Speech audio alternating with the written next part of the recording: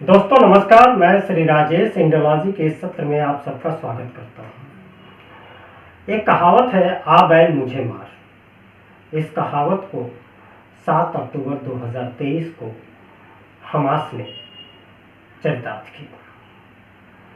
7 अक्टूबर 2023 को हमास ने इजराइल में एक हमला किया जिसमें 1200 लोगों की जानें गई और 200 लोगों को बंधक बना लिया। उसके बाद इजराइल ने जो जवाबी कार्रवाई की और जिस तरफ हमास का एक तरह से सफाया कर दिया, उसके बाद अब हमास के समर्थन में हिजबुल्ला इजराइल पर हमले कर रहा था लगातार। लेकिन कल रात से जो बड़े स्तर पर इजराइल ने हमला किया है, वह पूरे लेबनान को धुआं कर चुका है। मीडिया रिपोर्ट्स के अनुसार 1600 ठिकानों पर इजराइल ने बमबारी की है।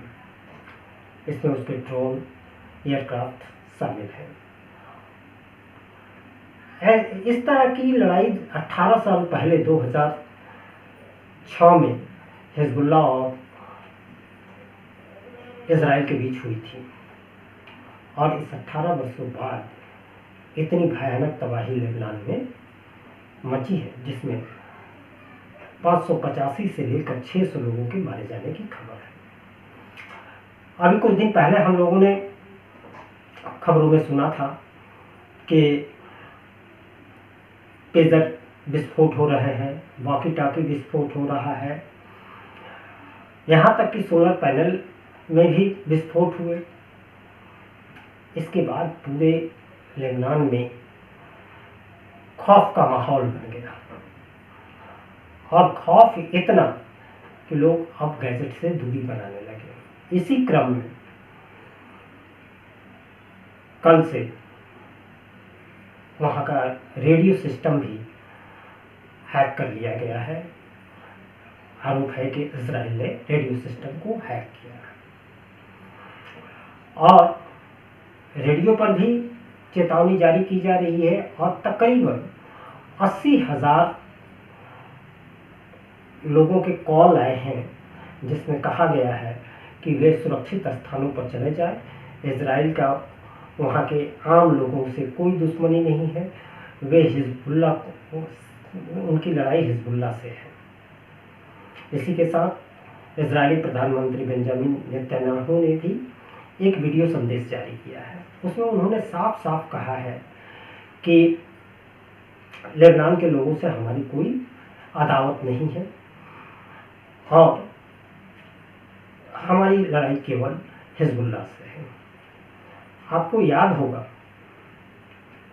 कि हिजबुल्ला को ईरान से समर्थन मिलता है, क्योंकि ईरान एक शिया बहुल देश है, हिजबुल्ला भी शिया बहुल है। ईरान के राजदूत को इजराइल ने मारा था। उसके बाद उसकी जवाबी कार्रवाई में ईरान ने भी इजराइल पर 300 से अधिक ड्रोन और मिसाइलें दागी थी। हालांकि इस ईरानी हमले में इजराइल को कोई बहुत नुकसान नहीं पहुंचा था, लेकिन जिस तरह हमास के शीर्ष नेताओं की हत्याएं हुई, वे मारे गए, उसके बाद से हमास एक तरह से पूरी तरह से खत्म हो चुका है। लेकिन अब हमास का बदला लेने के लिए हिजबुल्ला आया है। हालांकि एक बात बताया कि इनका हिजबुल्ला 1982 में ही स्थापित हो गया था, लेकिन 2006 में ईरान और हिजबुल्ला के बीच भयंकर लड़ाई हुई थी, जिसमें 3000 से अधिक लोग मारे गए थे और इसकी मध्यस्थता संयुक्त राष्ट्र संघ ने कराई थी। उस समय यह तय हुआ था कि हिजबुल्ला इजराइल और लेबनान के बॉर्डर से 29 किलोमीटर पीछे हट जाएगा, लेकिन हिजबुल्ला यह नहीं माना और इजराइल की अभी मांग है कि हिजबुल्ला 10 किलोमीटर पीछे हटे।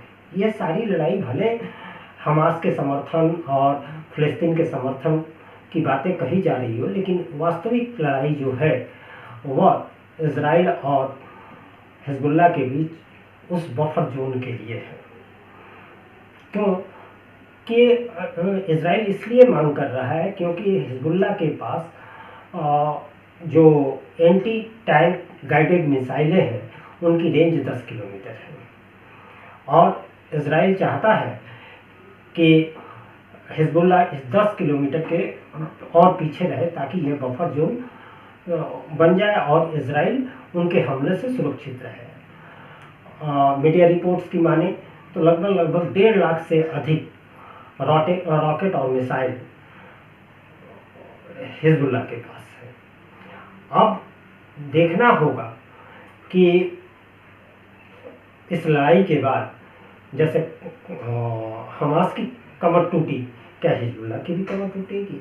हालांकि एक बात ये देखने को मिलता है कि जब जब हमास या हिजबुल्लाह जैसे संगठन जब लड़ाई में कमज़ोर पड़ने लगते हैं तब वे महिलाओं और बच्चों को ह्यूमन शील्ड की तरह इस्तेमाल करते हैं। बेंजामिन नेतन्याहू द्वारा वीडियो संदेश में यही कहा गया है कि लोग जो लेबनान के आम लोग हैं, नागरिक हैं, वे सुरक्षित स्थानों पर चले जाएं क्योंकि उनको हिजबुल्लाह ह्यूमन शील्ड की तरह इस्तेमाल कर रहा है। जबकि दूसरी ओर चाहे मुस्लिम जगत के बहुत सारे देशों में इजराइल के खिलाफ हमेशा से ही प्रदर्शन होता रहता है, विरोध होता रहता है, चाहे वह शिया हो या सुन्नी हो, कोई भी कम्युनिटी के मुसलमान हो। लेकिन जब इस तरह के हमास और हिजबुल्लाह हुती पर हमले होते हैं तो ये मुस्लिम देशों से इजराइल के खिलाफ आवाज़ उठने लगती है। या परिपाटी कब बदलेगी पता नहीं, बदलेगी भी या नहीं ये भी नहीं बताया जा सकता। लेकिन यह देखना होगा कि क्या इजराइल जिस तरह हमास को पूरी तरह से सफाया कर चुका है, क्या हिजबुल्लाह को भी सफाया कर पाएगा?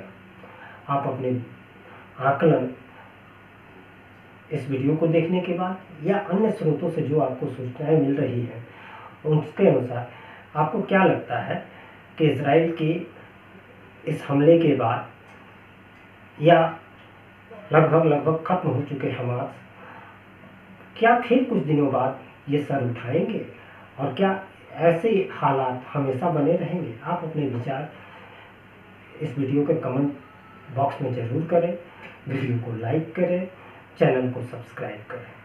नमस्कार।